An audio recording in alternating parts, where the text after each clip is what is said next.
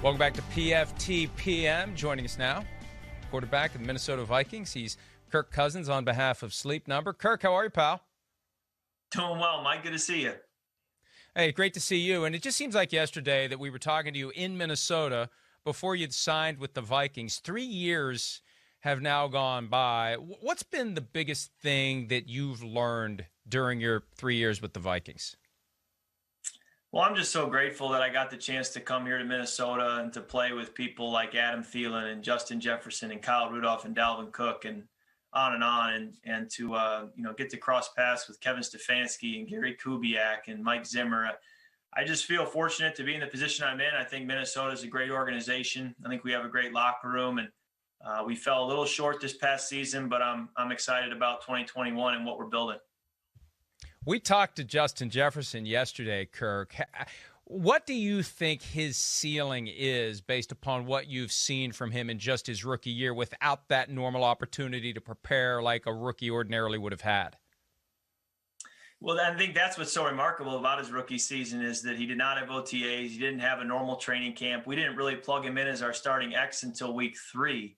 And he was still able to go for 1,400 yards and I believe set the rookie record for yards in a season receiving. So tremendous year. I mean, if he could do what he did this past year as a rookie and just keep doing that year after year after year, he's going to be in elite categories, 10 years from now. So the key is not so much reinventing the wheel or changing what he's done. Just be the consistent player he was last year. Just continue to do that and stack those years up. And he'll be looking back after, a long career and be pretty pleased with what he accomplished. So he's a great teammate, great player. I'm so grateful that we drafted him, that I get to play with him. And he's going to help our offense go hopefully for a long time. Kirk, Justin Jefferson is a candidate for Offensive Rookie of the Year, and it was just an amazing year. And he said he credited you a lot with his success in his first season, but he also said you take a lot more heat than you probably deserve to take. Do you agree with that assessment? You know what? I know that the phrase that I've always kind of lived by is people who know. And people who don't, I'm not going to worry too much about what they say. But fortunately, through my journey, whether it was high school getting recruited, college, where I got drafted, developing there under Kyle Shanahan and Sean McVay and Jay Gruden and others, people who know. And that's really been good enough for me. It's given me a great career and given me great opportunities. And to the people who don't really study it and really try to dive into the details, I'm not going to spend too much time worrying about their opinion because I really want to value the opinions of the people who really do study. I know quarterbacks spend a lot of off seasons working on specific things. A lot of them do. Do you do that? How will you spend this off season? Is there something specific that you're going to work on to get better at? I just think longevity is such an important piece of this job.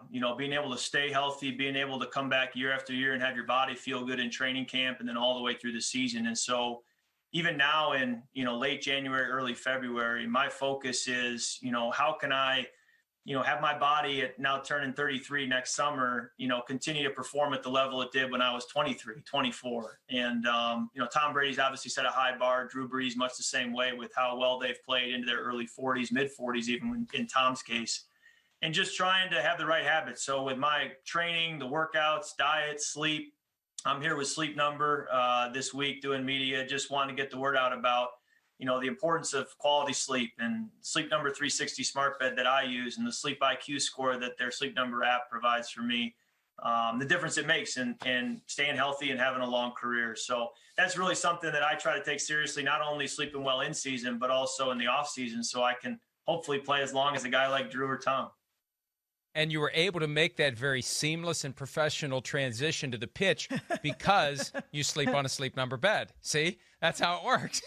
That's exactly The other guys right. can't do it. The other guys can't do it that way because they're on a different kind of a bed. Hey, Kirk, about the offseason, because we've heard different things about different quarterbacks, how much they throw. How much do you actually pick up a football, throw a football during that dead spot in the offseason? Well, one off season I chose not to throw. I shut it down for about 2 to 3 months. And when I picked the football back up in whatever it was, mid to late March, I didn't like how I felt. And so I decided from then on, I'm going to always throw. I remember when I was in Washington, I got to meet Max Scherzer, and I talked to him a little bit about arm maintenance and his arm care that he's learned as a pitcher. And he said he rarely ever goes a week without throwing a baseball, even in the off season. If he goes to Fiji and goes snorkeling or scuba diving, he still brings a baseball and a glove with him and makes sure that he throws. So I've kind of taken that same approach. I like to stay throwing. And so even the last few days, I'll grab my brother down the street. We'll go outside and play catch just to make sure that I'm always throwing. And I think that's a big piece of keeping my shoulder healthy and strong as we get older and move forward. Well, with your brother, is it like the old days? You go out in the street or do you go in the backyard? It's absolutely like the old days.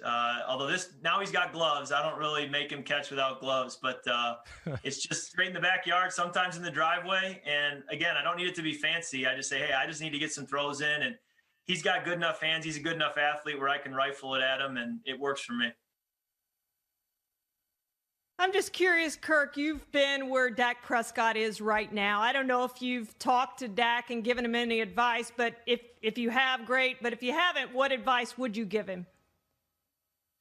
Well, the only piece I've said to him in crossing his path, going back maybe a couple off seasons, was just to make the point that the franchise tag can be your friend. You know, it can be a help to you if that's the route you choose to go. And so, you know, he played on the franchise tag this past year.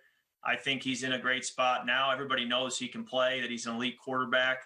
And, you know, really the ball is more in the court of the Cowboys and what they want to do going forward. But I think it's a no-brainer that Dak's the real deal and is going to have a great career moving forward. And, you know, he's in a really good spot. What do you think you need to do, Kirk, to get to that next level? I know 2 or 3 years ago you said, I don't want to be known as a 500 quarterback. To take that next step to get to a Super Bowl and win a Super Bowl, what do you need to do? Well, you just got to win games. There's no secret formula. You know, if it was, hey, I've got to complete a higher percentage of my passes on third down, then, you know, you'd suddenly do that and you'd win. I think it's just so many variables that come into play. But, you know, winning games is what it's all about. That's why we play the game. So we got to stay healthy. We got to keep our best players on the field. And we've got to win those close games. You know, when you get in those moments at the end where it comes down to 1 or 2 plays, you got to be on the right side of that and find those inches. And I'm optimistic that we'll be able to do that in 2021. Kirk, earlier in the interview, you mentioned Gary Kubiak, Kevin Stefanski. It's just 2 of the offensive coordinators you had in Minnesota. Also had John DeFilippo. This is going to be number 4, and you're entering your 4th season. What kind of a challenge does that present for you as a quarterback, having different coordinators as often as you have? Yeah, it's not ideal. You would love to have one coordinator for your whole career. I've really had 6 over the last 6 seasons when you go back to my final 2 years in Washington. It's part of the business. Change is the one constant. You have to be able to adapt and be consistent no matter what changes around you.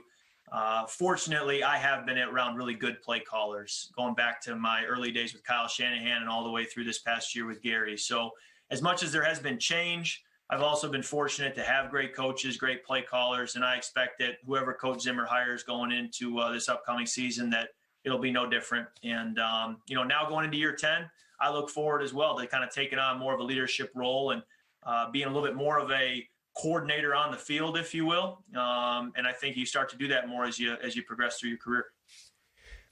You've got 3 years in with the Vikings, 2 years left under your contract. Do you have an idea in mind on how long you want to continue to play with the Vikings? Well, I want to be with the Vikings for as long as they'll have me and as long as I can play football. As far as how long I play, it's so year to year. You know, we've seen so much change happen in this league when you just look back a year from now, or look a year ago to now. And I'm sure a year from now will be no different. But, you know, Tom Brady, Drew Brees have set the bar so high playing into their early 40s. And I don't know that I want to play that long, but I do think that to be able to play into your late 30s and to play long enough where my 2 young boys, I got 2 boys, Cooper and Turner, they're only 3 and almost 2. I'd like to play long enough where they can, you know, come to practice, watch me play and really remember it and appreciate it. And so I got a few more years to be able to do that. But if I can keep sleeping on my Sleep Number 360 smart bed and using the Sleep IQ score, hopefully I can be playing late in my 30s and I'll still be talking to you every so often. 2 seamless plugs for the price of 1. I don't want to get too far into the weeds from a business standpoint, but when you look at your contract and the way it's structured, there's reason to think that maybe another extension could happen this year. Is there any talk of possibly extending your stay officially beyond 2022? No, we haven't gotten there. Honestly, I just signed the extension last offseason, and it really doesn't kick in until this coming year. So it's a 2-year deal. Those 2 years begin with 2021. And, it wasn't really on my radar to talk along those lines. I think it's more about going out there next season and the year after that and playing at a high enough level that would justify being able to, do another deal beyond that. And so that's really where my focus is. And as I said earlier, would like to be a Viking for the remainder of my career. And I've got to, play well enough to make that happen. Hey, last one for you. And as you said, nothing's certain in this league. We got news over the weekend of the Matthew Stafford trade out of Detroit for Jared Goff. What was your reaction when you heard about that? Well, you knew that, Matthew was potential to move and that Jared Goff was a potential to move. And so, hopefully both organizations feel like they got what they were looking for in that deal. But, it'll be interesting to see how Detroit uses those picks going forward. Time will tell. But, I think it, for us, affects us because we play Detroit twice a year. We've got the Rams next year as well. So, it certainly impacts our strategy and our schedule and how we go about it. And, that's typically the way it works with this NFL news is you're always thinking about how it affects your team and your organization and your plans moving forward. Kirk, we appreciate your time very much. Congratulations on your success. Enjoy your sleep number bed. We look forward to talking to you again. All right. Thanks, guys. Always good to be with you. Hi, I'm Mike Tirico, and thanks for watching. Make sure to hit subscribe for the latest news and highlights from NBC Sports.